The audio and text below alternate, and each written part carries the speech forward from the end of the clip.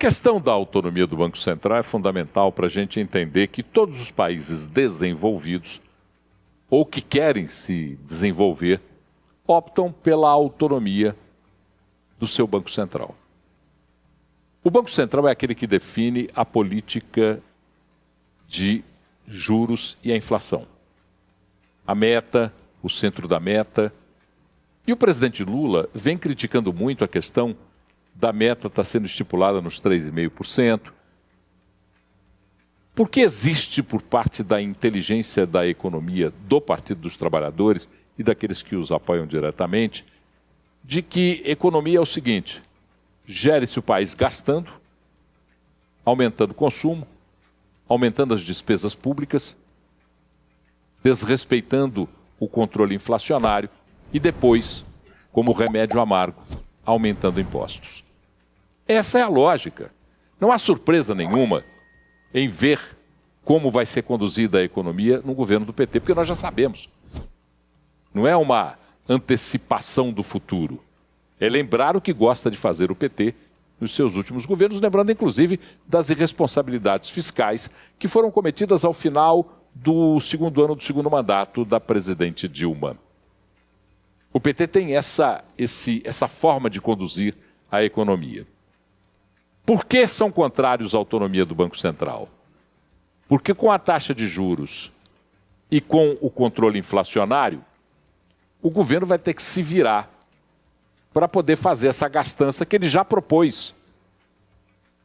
Porque com a gastança proposta pelas PECs, e vamos ser justos, a gastança vem do final do governo Bolsonaro, que para se eleger gastou da forma mais alucinada possível, mas continua como proposta e como ação no atual governo Lula. Então, o que vai acontecer se isso não tiver um freio que equilibre receita e gastos por parte do governo? Um período de recessão. Isso não sou eu que estou dizendo, são os economistas que estão discutindo isso com muita clareza. A maior parte dos economistas. Claro, os economistas que são a favor dessa economia heterodoxa vão dizer que não. O cientista político que é a favor dessa loucura vai dizer que não. Mas nós, por enquanto, não estamos às portas de uma recessão, porque ainda há uma virtuosidade no mundo que tem até mostrado que países emergentes, como o caso do Brasil, conseguem se beneficiar dela. Mas o Brasil pode deixar de se beneficiar se não houver a responsabilidade com os gastos públicos.